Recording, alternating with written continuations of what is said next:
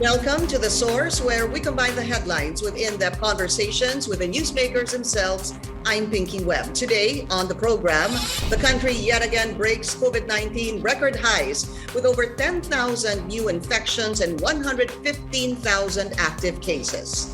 President Rodrigo Duterte gives the go signal to allow the private sector to import COVID vaccines at will.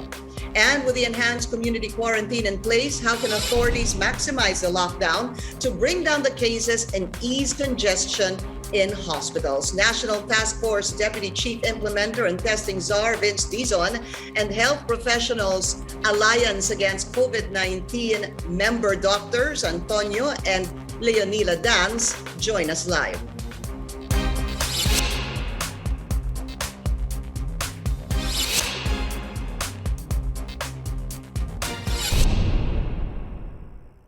Private firms will now be allowed to import COVID-19 vaccines at will as daily infections soared to another record high Monday. President Rodrigo Duterte gave the go signal to vaccine czar Carlito Galvez. The chief executive laments the limited access to anti-COVID shots given to the Philippines. Here's the president in his own words.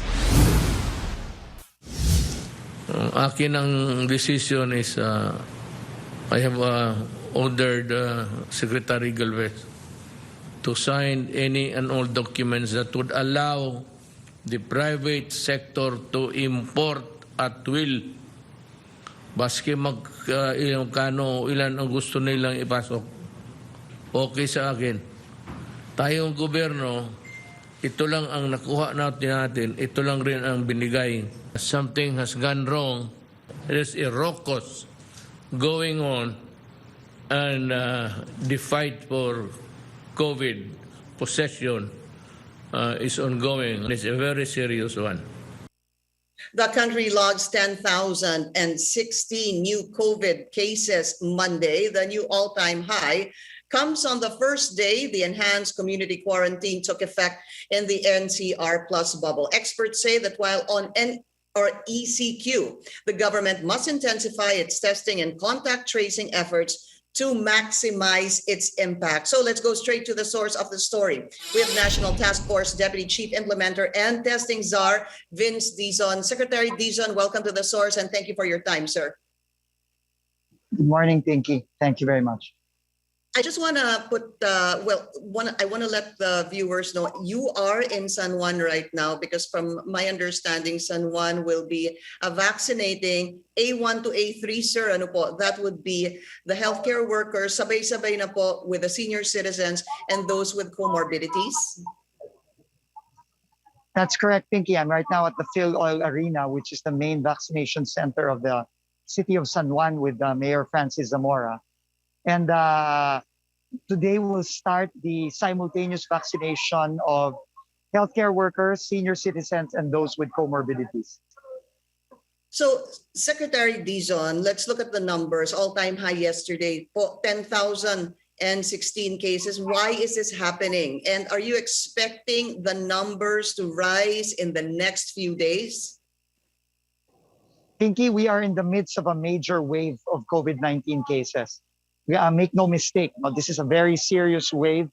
It's the most challenging wave that we've experienced so far in the fight. The entire world, many countries all over the world are experiencing a similar, in fact, even more difficult wave. And it's mainly caused, according to our experts, by the spread of the variants throughout the world. No, you're talking about the two major new variants, the UK variant and the South African variant, which the experts say are more they're more transmissible, mas madali silang kumagat. And dahil dito, nakikita natin itong napakatataas nating mga kaso ngayon. This is why the government decided to impose stricter restrictions and put the NCR and the contiguous provinces under enhanced community quarantine. What is very important to everybody, to the health experts, while we are on ECQ, is that we ramp up testing. I want to look into the numbers first, no, Secretary Vince. Yung 10,016 cases kahapon, from what I saw, there were 28,000 tests conducted, if I'm not mistaken. What I want to find out is, on an average, the past week, sir, the past 2 weeks, ilan ho bang tests na nako-conduct on a daily basis on an average? Yeah. First of all, the 28,000 number hasn't accounted for all the labs reporting things. But on the average, in the past 2 weeks, we've been hitting above 45,000 tests on average. And we even hit a high of 58,000 tests per day. But despite that tremendous number of tests per day, we still need to test more. This is why the experts recommended and the National Task Force recommended that we ramp up our tests in the NCR and contiguous provinces to upwards of 80 to 90,000. This is why we are going to ramp this up by using the WHO and RITM certified antigen tests in order to ramp up further our testing and to improve turnaround time to just a few minutes, because right now time is of the essence. It's not just, Pinky, about the number of tests that we do. It's also about the time by which the tests come out. And right now with PCR, we're limited to 24, 48 hours. But if we ramp up using targeted antigen tests in areas like hospitals, like very dense communities around Metro Manila and the surrounding provinces, we will be able to detect more cases faster in just a matter of minutes. That's the most important thing right now.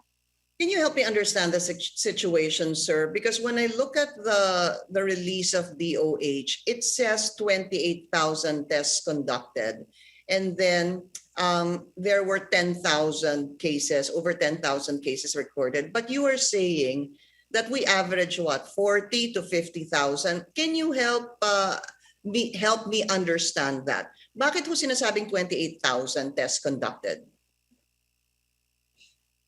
Yeah, I think the 28,000 does not account for the labs that have yet to report.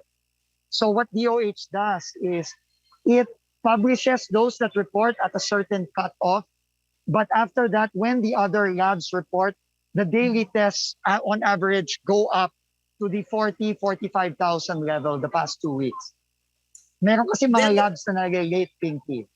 Okay, pero pag nakikita ko kasi, sir, lumalabas 3 labs were not able to report, 7 labs were not able to report. But you're saying that we're averaging 40,000. Be that as it may, sir, as you mentioned a while ago, hindi ho ba ang sinasabi, we need about 90 to 100,000 tests a day. So let's go to that antigen test. So it's clear to you and it's clear to us, sir, na yung 90,000 maaabot, pero hindi po lahat yan RT-PCR?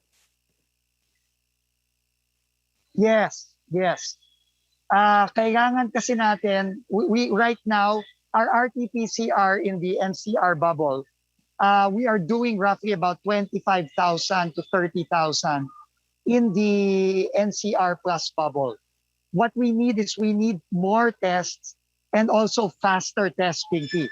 Actually, yung faster test ang mas importante kasi we need to be able to isolate those who test positive very, very quickly in order to stem the tide of infections, especially in the NCR plus. So the average is, the goal is to test 90,000. Kailan ho kaya ito mag-uumpisa na aabot tayo ng 90,000? First, and I have a follow-up on that. Nabili na ho ba yung 500,000 antigen tests that government said they will procure? Binibigyan na po ngayon. No? We met with the Office of Civil Defense yesterday, and they were instructed to already procure the tests, the antigen tests required to reach those numbers in the next 2 weeks. In the next 2 weeks, okay. Hopefully, aabot na po yan ng 90,000. But ang ECQ po natin, Secretary Vince, hanggang Sunday lang. For now. Yes. Yes, but it does not mean that we stop, even if the ECQ is technically until Sunday pa lang. Until Sunday na lang. But as what has been told by the DOH, we're going to review this come Saturday and see where we are, and let's see if we need to extend or if we need to extend some restrictions further to the next coming weeks. So let's talk about the NCR bubble. Ang sabi niyo po, 30,000 tests dun sa NCR bubble na RT-PCR. Ilan ho on a daily basis ang do you plan to achieve using the antigen test? Another 30,000 ho ba? The goal is to have another 30,000 for NCR bubble using the antigen test. And what is But the this will plan be very pag targeted, nag-positive Pinky. sila saan? This will be targeted in the very dense communities, in the hospitals, and in other areas where there is very, very high and critical risk of transmission. And who will be conducting this antigen test? Will it be up to the LGUs? Yes, we will be asking the help of the LGUs to assist us in the conduct of the tests in the communities. And ano ho yun? Libre? Yes, libre po yan. Libre yun, okay. When will this start, Secretary Vince? It will start this week. As soon as we get the first batch, we will start distributing them as early as tomorrow. Okay, Secretary, we just need to take a very short break. This is The Source on CNN Philippines. We'll be right back. You're watching The Source on CNN Philippines. Our guest today, testing czar Vince Dizon. Secretary, yung pong si Vice President Leni Robredo, meron na po siyang tinatawag na swab cab, I believe. So what this does really is it goes around LGUs and they use antigen as well. Number one, is this a welcome development for you as testing czar? And number two, do you plan a similar mode of testing the public? This is absolutely very, very welcome, and we welcome the help from everyone, especially the Vice President, and we want to thank the Vice President for her efforts. Now, this is very, very welcome and very, very important in this fight. Yes, this is very similar, and also we will be doing it through the local government units to reach more people. No, but anything that can be done to assist us in testing more people, and at the same time isolating them as soon as we get their positive results, if they turn out positive, is very, very welcome. You know, Secretary, people are still asking for what is called mass testing, and it's already understood. When people say mass testing, hindi po ibig sabihin bawat Pilipino ay itetest. What it really means is that, okay, at least we understand. When we say mass testing, hindi ba, Secretary Vince, somebody is positive, and then hopefully the goal is to actually test the first generation contact, the second generation, and hopefully, sir, the third generation contact. Is that right, sir? That's absolutely correct, Pinky. That's absolutely correct. And because of the numbers that we're seeing, sir, is that the plan to test first, second, and third generation contacts? Yes. In fact, our LGUs are already testing at the barangay level, meaning if there is a if there is a cluster of positive cases in the barangay, then practically the entire barangay is being tested.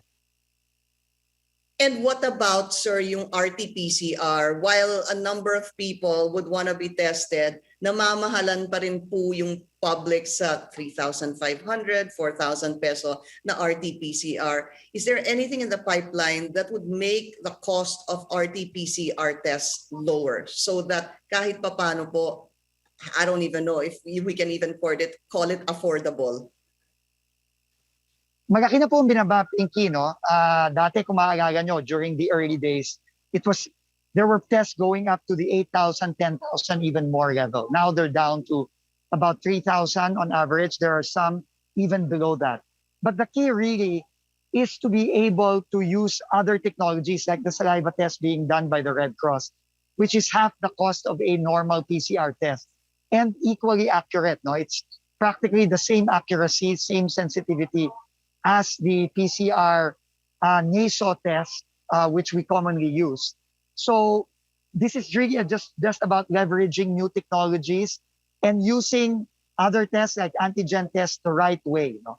In this particular case, using them in very high prevalence areas throughout the NCR plus the contiguous areas. And because mataas po yung pong resulta ng RT-PCR swab at nung saliva, why not also roll out the saliva test, Secretary?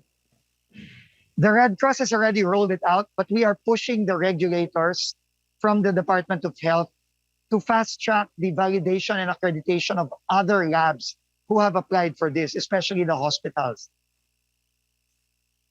All right, Secretary or Testing Czar, Secretary Vince Dizon, sir, maraming salamat po sa inyong oras and take care. Thank you very much, Pinky. Take care. Stay safe. And coming up, we'll speak to the Group Health Professionals Alliance Against COVID-19 on how authorities can maximize the lockdown. The source will be right back.